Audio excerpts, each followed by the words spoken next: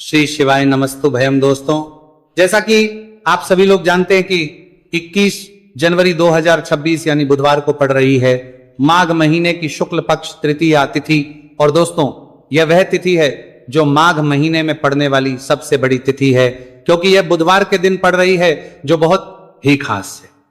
और दोस्तों, आप सभी लोग जानते हो बुधवार तिथि का अगर सबसे बड़ा कोई उपाय है तो वह 5 गेहूं के दाने वाला उपाय है।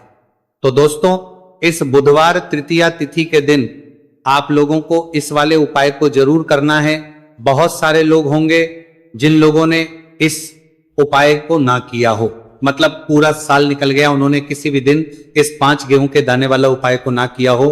पर दोस्तों, आपके पास एक आखिरी मौका बचा हुआ है, जो कि 21 जनवरी बुधवार तृतीया तिथि के दिन है। तो इस दिन आप लोगों को इस वाले उपाय को जरूर कर लेना है।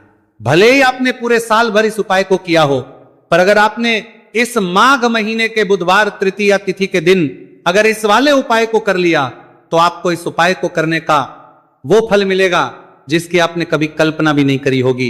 इसीलिए आप लोग इस वाले उपाय को एक बार जरूर कर लेना, ताकि आप लोगों के हाथ से यह मौका ना जा सके और आपको इस उपाय को करने का फल मिल सके। दोस्तों, यह उपाय पंडित जी ने अपनी अभी की ही शिव महापुराण की कथा में बताया है, जिस उपाय को आज हम आपको बहुत अच्छे से समझाने वाले हैं। इस वीडियो को देखने के बाद इस उपाय को समझने के लिए आपको कोई और वीडियो को देखने की जरूरत नहीं पड़ेगी। तो चलिए दोस्तों, उपाय को शुरू करते हैं। देखिए, ये इस माघ महीने के बुधवार तृतीया तिथि के दिन ये इतना खास होता है, इतना महत्वपूर्ण होता है। देखा गया है कभी कभी बड़े बड़े पूजा पाठ अनुष्ठान से जो मनोकामना पूर्ण नहीं होते, वो माघ महीने के बुधवार तृतीया तिथि के दिन एक छोटे से उपाय करने से ही आपकी मनोकामना पूर्ण हो जाती है। और बहुत सारे लोगों ने इस उपाय को किया भी है और उनको इस उपाय को करने का फल भी जरूर मिला है। अगर आप लोग भी इस उपाय को करना चाहते हैं तो आप इस उपाय को पहले अच्छे से समझ लेना, सुन लेना, उसके बाद करना, आपको इस उपाय का फल जरूर मिलेगा। और इस उपाय को कर लेने से आपके घर में चाहे किसी भी प्रकार दोहक और समस्या क्यों ना चल रही हो, आपको उसका कारण भी नहीं पता है कि भाई ये समस्या किस कारण से चल रही है, उसका कुछ भी कारण हो सकता है, जैसे पितृदोष हो सकता है या किसी भी तरह का मंगल दोष भी हो सकता है। तो इस दिन आप लोगों को ये वाला उपाय कर लेना है। ये एक ऐसा उपाय है जिस उपाय को अगर किसी विशेष दिन पर किया जाए तो भाई उस विशेष दिन का जो है वह तो हमें मिलता ही मिलता है। पर हमने उस दिन पर इस 5 गेहूं के दाने वाला उपाय को किया है तो हमें उससे भी बड़ा फल मिलता है, और फल बहुत जल्दी मिलता है, क्योंकि आप इस उपाय को बहुत ही बड़े और विशेष दिन पर कर रहे हो। तो चलिए अब उपाय के बारे में बात करते हैं, लेकिन उससे पहले आप लोगों को यह जानना आवश्यक है कि आखिर यह उपाय किस समय करना है, किसको करना है और कैसे करना है। तो चलिए हम आगे आपको वीडियो में एक एक करके बता देते हैं।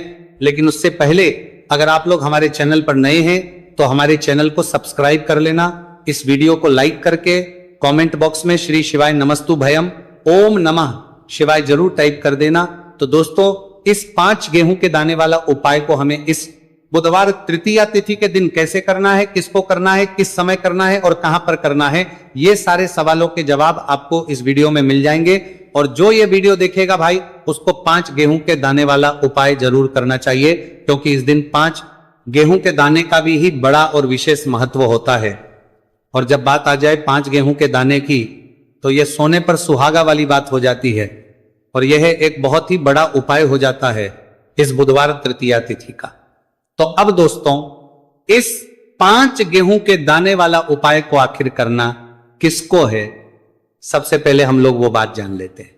तो देखो, घर की जो बड़ी माताएं बहनें होती हैं, उन माताओं बहनों में से कोई भी एक बड़ी माता बहन इस वाले उपाय को कर सकती है। और अगर आप चाहें तो अपने घर में से सभी सदस्यों को भी इस उपाय को करवा सकते हैं। अगर किसी व्यक्ति की खुद की कोई मनोकामना है, खुद की कोई दुख और परेशानी है जो कि वो अपने लिए करना चाहता है, इस वाले उपाय को तो वो खुद अपने लिए भी कर सकता है। बाकी अगर कोई घर में से ऐसा है जो कि अपने पूरे घर परिवार की सुख और शांति के लिए ये वाला उपाय करना चाहता है, तो भाई वो भी कर सकता है, उसमें भी कोई दिक्कत वाली बात नहीं है।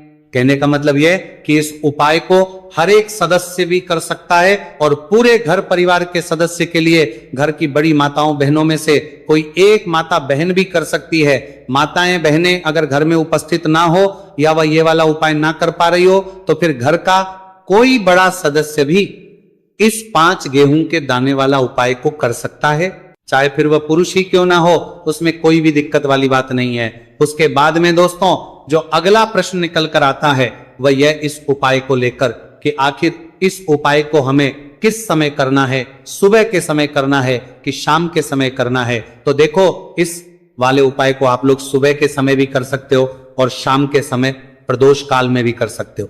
अब अगर आप पूछो कि भाई साहब सबसे उत्तम समय कौन सा रहेगा इस 5 गेहूं के दाने वाला उपाय को करने का, तो हम आपसे बस यही कहेंगे कि इस उपाय को आप सुबह के समय करेंगे तो ज्यादा बेहतर होगा, बाकी अगर के समय भी करेंगे तो भी अच्छा होगा, उसमें कोई भी दिक्कत वाली बात नहीं है।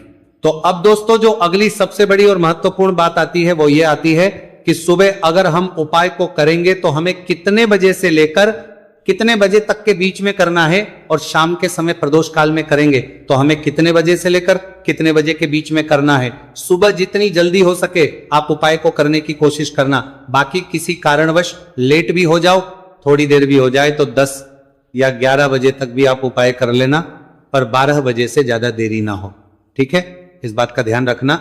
उसके बाद में दोस्तों अगर शाम के समय प्रदोष काल की बात करें, प्रदोष काल का जो समय है होता है वो शाम के 6 बजे से शुरू हो जाता है। मतलब शाम के 6 बजे से लेकर 7 बजे के बीच का जो समय होता है यह समय प्रदोष काल का समय होता है।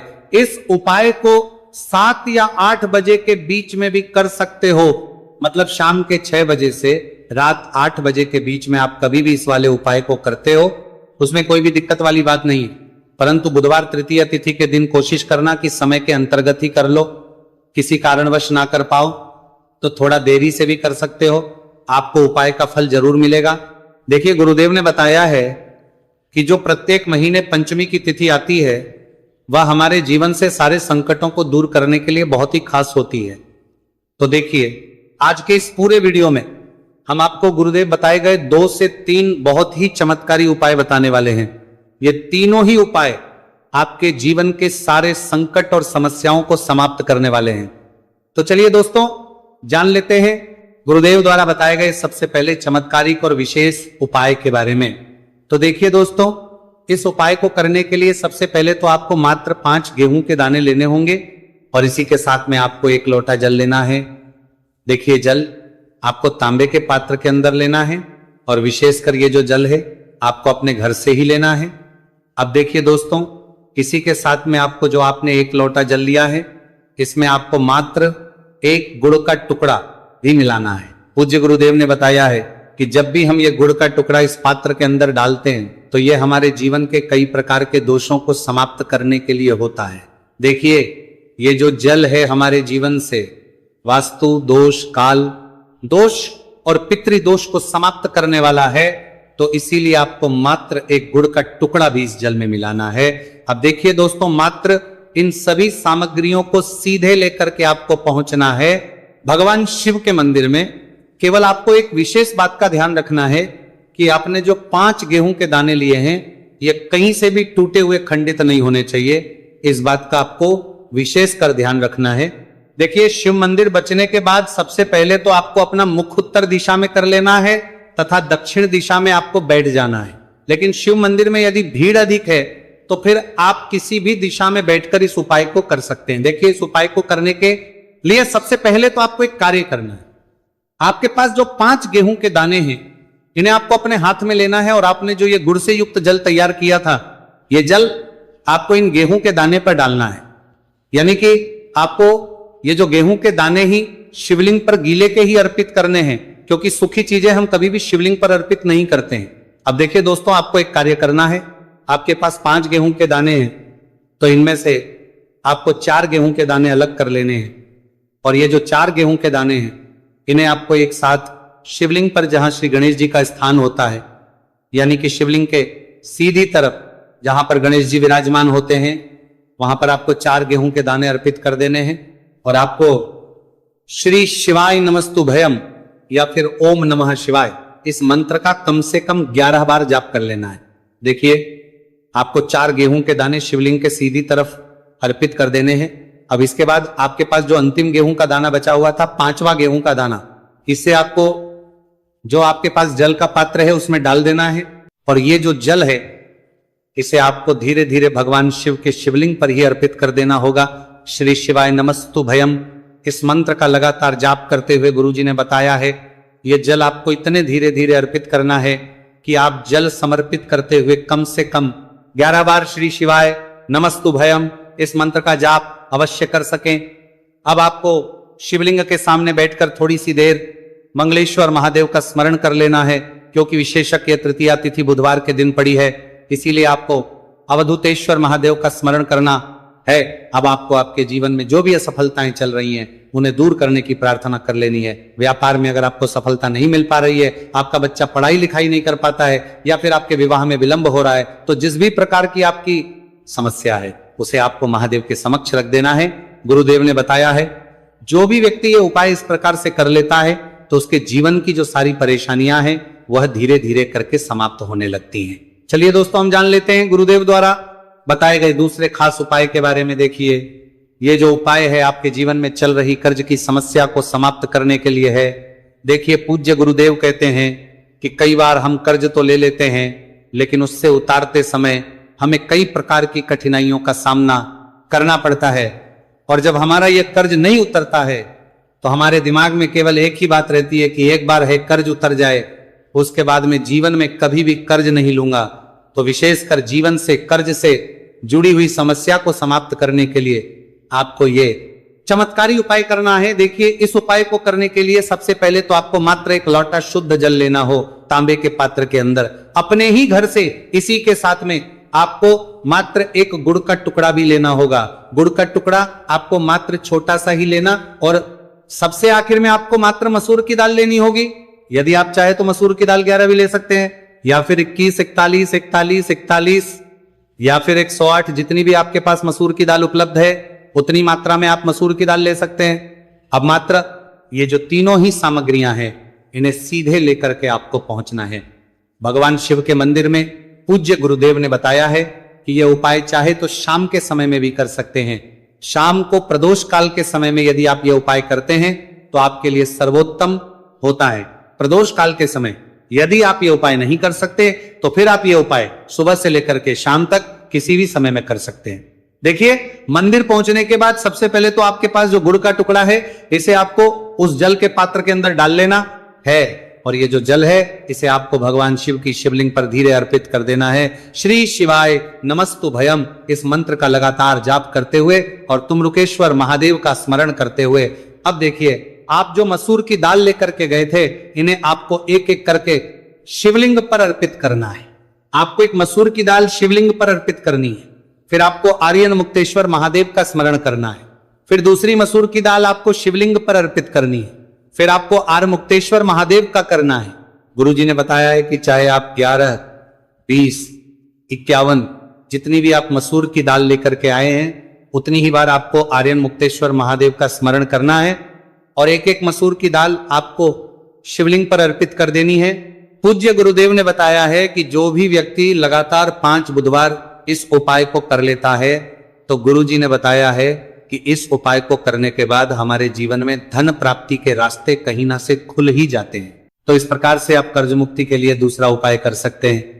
अब दोस्तों, हम जानते हैं तीसरे विशेष और चमत्कारिक उपाय के बारे में। देखिए, यह उपाय विशेषकर ऐसे लोगों को करना है जिनके शरीर में कोई भी रोग हो गया है, कोई भारी बीमारी हो गई, या फिर जिनके बिजनेस में व्यापार में बढ़ोतरी नहीं हो पा रही, लगातार उनका व्यापार ठप होते जा रहा है, या फिर उन्हें अपने नौकरी में पदोन्नति नहीं प्राप्त हो पा रही है, या फिर यदि जीवन में धन की प्राप्ति नहीं हो पा रही है, तो विशेषकर ऐसे लोगों को यह उपाय करना है। देखिए, इस उपाय को करने के लिए आपको मात्र एक लोटा शुद्ध जल लेना होगा तांबे के पात्र के अंदर अपने घर से। अब देखिए, इसी के साथ में आपको मात्र 5 बेलपत्र लेनी है। देखिए, यदि आपको बेलपत्र प्राप्त नहीं हो पाती है तो आप शिवलिंग पर चाहिए वही बेलपत्र को पुनः शुद्ध जल से धो करके उनका उपयोग कर सकते हैं, लेकिन आपको ध्यान है कि जो बेलपत्र है वह कहीं से भी टूटे हुए खंडित नहीं होनी चाहिए। तो देखिए, आपको मात्र ये जो दोनों ही सामग्रियां हैं इन्हें लेकर के पहुंचना है भगवान शिव के मंदिर में। यह उपाय भी आप सुबह से लेकर के शाम तक किसी भी समय में कर सकते हैं। देखिए दोस्तों, मंदिर पहुंचने के बाद सबसे पहले तो आपके पास जो 5 बेलपत्र हैं, इन 5 ही बेलपत्र की डंडी को आपको पकड़ करके और शिवलिंग पर जहां श्री गणेश जी का स्थान होता है वहां पर आपको ये बलपत्रियां आपको ये बलपत्रियां रखनी नहीं है, केवल आपको टच करवानी है। आपको पांचों बेलपत्र को एक साथ स्पर्श करवानी है। बेलपत्र को स्पर्श करते समय आपकी जो भी मनोकामना हो, चाहे आपको व्यापार, चाहे आपकी व्यापार से जुड़ी हुई कोई भी मनोकामना हो, या फिर आपकी नौकरी के लिए, या फिर आपकी अपनी किसी भी प्रकार की मनोकामना हो जिसके लिए आप ये उपाय कर रहे हैं, तो उस मनोकामना की पूर्ति के लिए आपको प्रार्थना कर ले हैं। और ये जो बेलपत्र है, इन आपको श्री गणेश जी वाले स्थान से उठा करके सीधे शिवलिंग पर अर्पित कर देनी है। देखिए, पांचों ही बेलपत्री आपको इस प्रकार से अर्पित करनी है कि जो चिकनी साइड है वो शिवलिंग से स्पर्श रहेगी, डंडी वाला भाग जलाधारी को रहेगा। इस प्रकार से आपको ये 5 ही बेलपत्रियां शिवलिंग पर अर्पित कर देनी है। अंत में जो आपके पास एक लोटा शुद्ध जल है, इसे भी धीरे धीरे भगवान शिव के शिवलिंग पर ही अर्पित कर देना होगा। श्री शिवाय नमस्तु भयम, इस मंत्र का जाप करते हुए पूज्य गुरुदेव ने बताया है कि जो भी व्यक्ति बुधवार के दिन पड़ने वाली इस विशेष तृतीया तिथि पर यदि उपाय कर लेता है, तो उसके जीवन की कोई ऐसी मनोकामना नहीं जिसे हमारे महादेव परिपूर्ण ना कर सके। तो इस प्रकार से आपको सुंदर सा उपाय भी करना है।